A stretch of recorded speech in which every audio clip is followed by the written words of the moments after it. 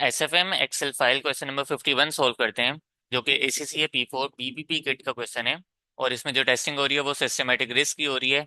उसके अंदर जो इफेक्ट आ रहा है, मतलब चेंज आ रहा है, उसको हमने कैलकुलेट करना है, देन उसको कंपेयर करा लेंगे।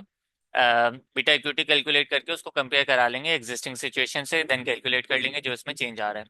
रीड करते हैं, a firm currently has a debt equity ratio of 0.12, ये एग्जिस्टिंग सिचुएशन है, एंड एसेट बीटा ऑफ 0.9। तो ये अनगियर्ड बीटा जो होता है हमारे पास वो भी गिवन है 0.9 का। However, the optimum debt ratio is much lower than the optimum level since it can raise the debt equity ratio up to 0.30। देखो अब यहाँ पे क्या हो रहा है कि पहले जो डेट था वो 0.12 का था, डेट इंक्रीज होके 0.30 का हो गया। इसका मतलब है कि डेट रेशो इंक्रीज हो रहा है, गेयरिंग लेवल इंक्रीज हो रही है। तो जब भी गेयरिंग लेवल इंक्रीज होगी तो हमें यहीं से पता चल गया कि जो हमारे पास बीटा इक्विटी आएगा ना वो भी इंक्रीज होके आएगा। ठीक है। लेवल ऑफ डेट जब भी इंक्रीज होगा तो बीटा, जो गियर्ड बीटा होगा वो भी बढ़ जाएगा हमारे पास। सिमिलरली अगर वो डिक्रीज हो रहा होगा डेट लेवल, तो बीटा इक्विटी भी हमारे पास कम हो जाएगा। Without increasing the risk of bankruptcy the firm plans to borrow and repurchase stock to get to this optimum ratio.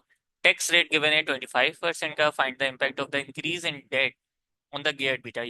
हमने कैलकुलेट करना है ये जो इंक्रीज इन डेट हुआ है ना, उसका बीटा इक्विटी पे क्या चेंज आ रहा है। तो सबसे पहले यहाँ पे कैलकुलेट कर लेते हैं एग्जिस्टिंग सिचुएशन में बीटा इक्विटी। तो एग्जिस्टिंग कैपिटल स्ट्रक्चर क्या है ये कैलकुलेट करते हैं पहले। यहाँ पे डेट देखते हैं और इक्विटी चेक करते हैं कितनी है। तो डेट है हमारे पास 0.12 का, डेट रेशियो गिवन था तो डेट हो गया 0.12 का। सिमिलरली इक्विटी हो गई 1 की। तो टोटल यहाँ पे 1.12 हो गया।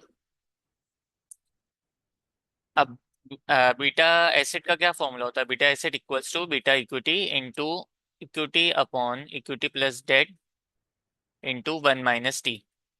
इस फॉर्मूले के थ्रू हम बीटा इक्विटी फाइंड कर सकते हैं। ठीक है।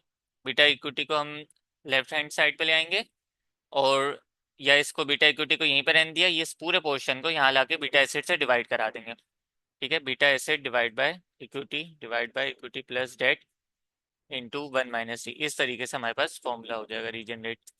तो यहाँ पे कैलकुलेट कर लेते हैं। बीटा एसिड भी क्वेश्चन में गिवन है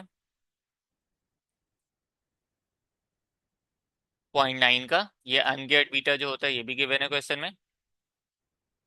तो beta asset upon equity plus debt into 1 - t. 25% है टैक्स रेट। तो 0.981 का जो है यहाँ पे हमारे पास बीटा इक्विटी आ गया एग्जिस्टिंग सिनेरियो में। इसको अब कंपेयर कर लेते हैं इस एग्जिस्टिंग सिचुएशन को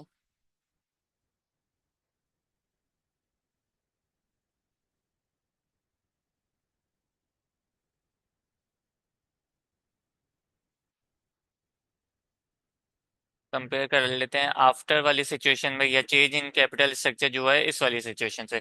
अब जो डेट हो गया वो हमारे पास 0.30 का हो गया है। इक्विटी हमारे पास 1 की रहेगी, तो अब टोटल 1.30 हो गया। अगेन देखो इसको हम ना परसेंटेज में भी कैलकुलेट कर सकते हैं। कैसे? 0.12 को 1.12 से डिवाइड कराएंगे तो ये हमारे पास परसेंटेज में आ जाएगा। 10.7 यहाँ पे परसेंटेज आ रही है, और यहाँ पे 89.3 आ रहा है। सिमिलरली यहाँ पे भी कैलकुलेट कर सकते हैं एज अ परसेंटेज। यहाँ पे हो गई 23.1 की, और यहाँ पे हो गई 76.9 की। बीटा एसेट हमारे पास अनगियर्ड बीटा है तो ये तो सेम ही रहेगा, 0.90 ही रहेगा। अब इस सिचुएशन में हम कैलकुलेट कर लेते हैं क्या हमारे पास आ रहा है। Again beta asset divide by equity plus debt into 1 - 25% tax rate है। तो अब हमारे पास बीटा इक्विटी जो है वो इंक्रीज हो गया, जैसे हमें पहले ही पता था, क्योंकि गेयरिंग इंक्रीज हुई है।